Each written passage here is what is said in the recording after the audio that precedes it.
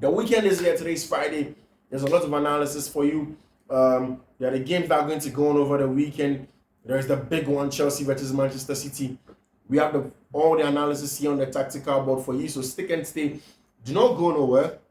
Are Chelsea supposed to go the Mauricio Sarri way, the Antonio Conte way, or how can Chelsea do the harm against Manchester City? Is it even possible for Chelsea to have a good chance against Manchester City?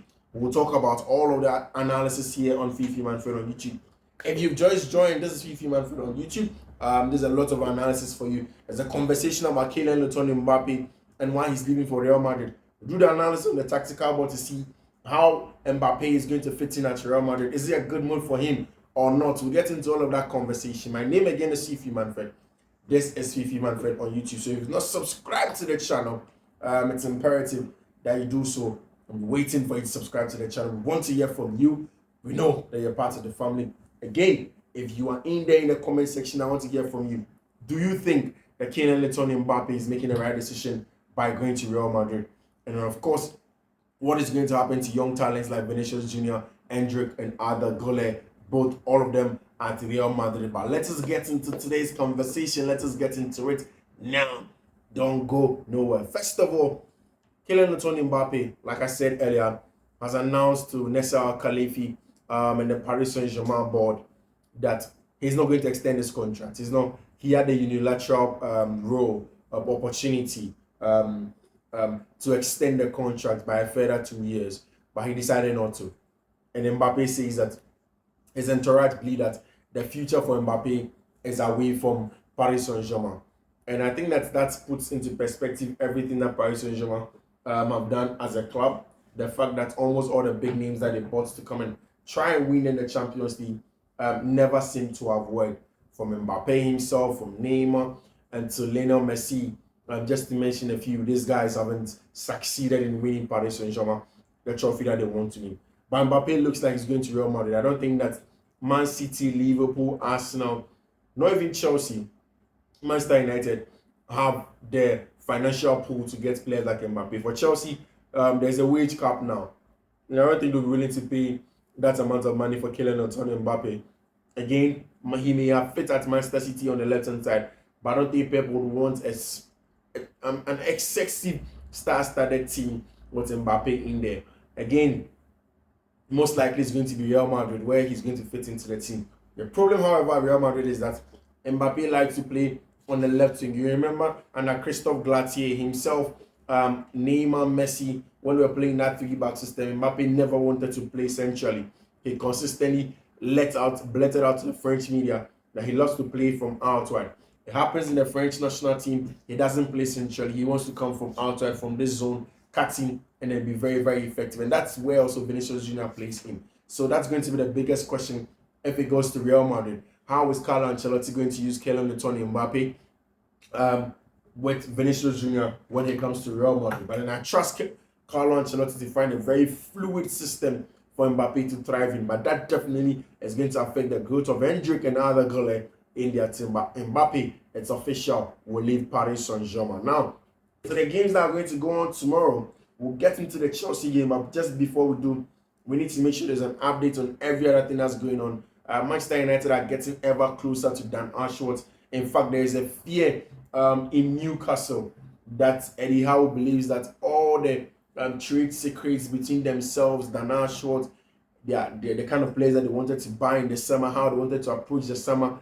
If Dan Ashworth leaves for if he leaves for Manchester United, he's obviously going to leave that. Of course, that is it happens every time. If Dan Ashworth is leaving Newcastle to Manchester United, of course he's going to let them know some of the plans that were there. He may not see this is what Newcastle wanted to do, but he's going to bring those plans on board for Manchester United. And Eddie Howe doesn't want that. The Newcastle and Toronto wants that. The conversation is on. The Ineos group, after Omar Berrada, wants another big name in Dan Ashworth. Dan Ashworth, his experience, he knows exactly what he wants to do. As a football administrator, he's a top sporting director. He has a lot of experience in the job, and it looks as if Manchester United are going to get Dan Ashworth in their ranks in there for them. There is a game. If you're a fan of betting and an expert of it, you want to make sure you stick some bets this weekend. I'm starting with the games that are going on today on Friday. Games are going on today on Friday. There's a big game festival in the Italian Serie. International Milan are staying at home to play against Salernitana. They have a Champions League game next week, so the game must go on earlier so they can get some time to go and play in their game in the Champions League. And Inter Milan are favorites to play and win at home at the Giuseppe Meazza Stadium. Inter, a very, very good side. I've told you, one of the best sides, in my opinion, this season in terms of build-up and almost every facet of the game. Simeone Inzaghi has honed them into an excellent side, and at home, they should be able to get a job done. Getafe are playing against Villarreal also in the Spanish La Liga. Tomorrow, there's a big one, Brentford versus Liverpool, Burnley versus Arsenal, Aston Villa versus Fulham, Newcastle, Bournemouth, Nottingham Forest versus West Ham United, Tottenham versus Wolves, and then a big one, Chelsea versus Manchester City in there. In that Paris Saint-Germain game, at the end of this video, I'll put together my best weekend pick for you. The best weekend pick this weekend. I'll put it together at the end of this weekend, at the end of this video. So stick and stay. Let us get into the Chelsea analysis. Let's get into the Chelsea analysis quickly. So Mauricio Pochettino already has had a very, very good game against Pep this season, but he's the manager that he has lost a lot of times against him. Chelsea's season has been stop-start, up and down. It has been a roller coaster, and it's something that Chelsea want to care. Just when they began to get wins post the game against Wolves, the big one against Aston Villa, and the last one that they had, all of a sudden there is Manchester City on the horizon. There is Liverpool on the horizon. In terms of team news for Manchester City, there is Kevin De Bruyne who is back into the team. They are most likely just not going to miss anyone this one. No big name is going to be missed in this one. And almost everybody is back into the Manchester United. We are going to go through the shape of City with and without the ball and how that's going to phase against Chelsea shape with and without the ball. And then we'll make a conclusion at the end. So stick and stay with us. For Chelsea, Robert Sanchez has returned, Levi Cole has returned, Malo Gusto is said to be fit, but then Thiago Silva is out. Kani Chukwuemeka has twisted an ankle and he's out. And then, yes, those are the injury concerns, but then Nathaniel Chalobah is back.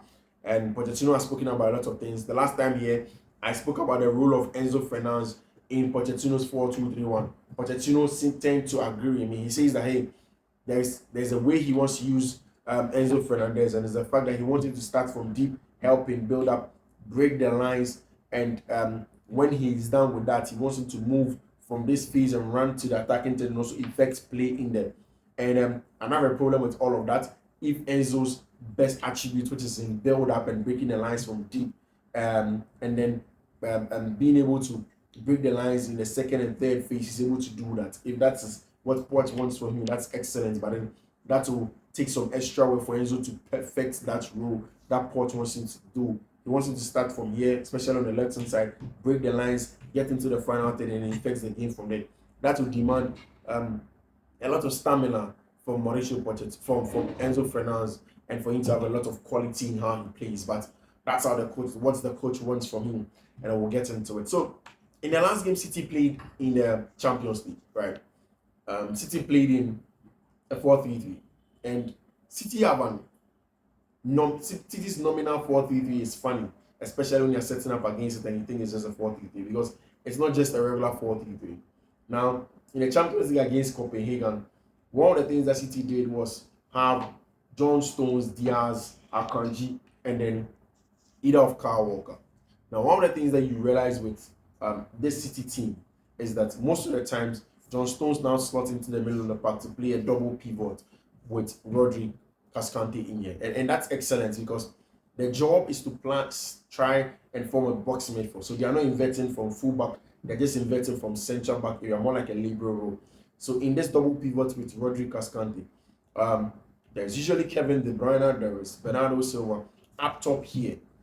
Kevin De Bruyne and Bernardo Silva helps to form the box midfield. Now, the real job, I'll tell you later, but essentially is to get between the half spaces here, between the outside centre back and then the full back from here, so that it happens very well. Now, in fact, Erling Haaland is back. We're expecting Erling to be back into the team, Phil Foden, and then, of course, Jeremy Doku. Now, In a game against Copenhagen again, you realize that Pep prioritized the use of his extra number 10. So he played Foden, Grealish, and then De Bruyne in the middle of the game. And essentially is to, a lot of the times these days, teams prevent you from breaking them down centrally, and these teams that sits back. So what Pep tried to do was that he overloaded central areas with excellent in between the lines players that are very good in receiving the ball on the half 10, players that are very good and have that creative charge. So Bernardo Silva, Phil Foden, Grealish, and then of course Kevin De Bruyne, and that got a job done. If you see that good that Bernardo Silva scored, you saw the good that Phil Foden scored. All of them in the pocket, all of them picking Copenhagen's pocket and then exploiting them. And that's how Pep wants to play him. And I think that essentially now it is also down to control. The game has to be controlled so much so that they want to prevent a lot of transitions. And one of the things that I saw in the game at Stamford Bridge against Chelsea was that Pep wasn't able to control the game, or Chelsea made it more transitional. They were able to build up quickly with Enzo Fernandez because they knew that Pep and the strikers will come and press him. So on the left-hand side, Enzo was quick. Chilwell moved very high and wide.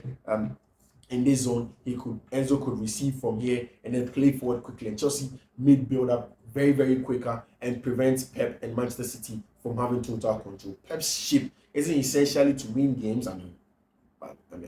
But essentially it's about control, total control of games, having excellent control with short passes, having most passes on the ball. And then whilst they do that, they want to transit and they make sure that they're able to score goals from there. So we're expecting a box midfield, like a 3-box-3 Pep structure in recent times to happen. Of course, we're expecting a Rodri, Darwin Nunez to start, but John Stones will drop in the middle of the park, becomes a Rodri, and then Matthias Nunez double pivot. We expect that we have Matthias Nunez up here in the box 3, and then of course up here we're expecting that we're having Bernardo Silva. So Matthias Nunez and Bernardo Silva. And then up top, we're expecting to have Phil Foden in the team, Kevin De Bruyne, and then Jeremy Doku. And Phil Foden's job will be in between the lines to get a job. So one of the things we've seen this season is that Chelsea defend without the ball in a 4-4-2 mid block, right? And in this 4-4-2 mid block, and I'm thinking that Nicolas Jackson is going to start. If it's a mid block from here without the ball, Chelsea are very stubborn. They make it very difficult for you to break them down in the 4-4-2 mid block like this. If they do so, and Pep and his charges want to break them down, what they want to do, and this is what a lot of teams actually also do, is this. What Pep wants to do is that there are 2 blocks of 4 now, and then 2 attackers, right? Especially from wide areas. What they want to do is that they want to use players, want to use Jeremy Doku to keep the width. So if it was on this side, on the right hand side, Jeremy Doku is on Malo Gusto, so that Malo Gusto stays out right now. Chelsea has a block chain of 3 on this side. Now the job of Phil Foden, Kevin De Bruyne is to deal with a lot of rotations from it. So you saw in the game against Copenhagen, they did excellent rotations from this side. So your outside centre back is drawn out to come and help the left back in that zone, and then they do a lot of rotations in between the lines with.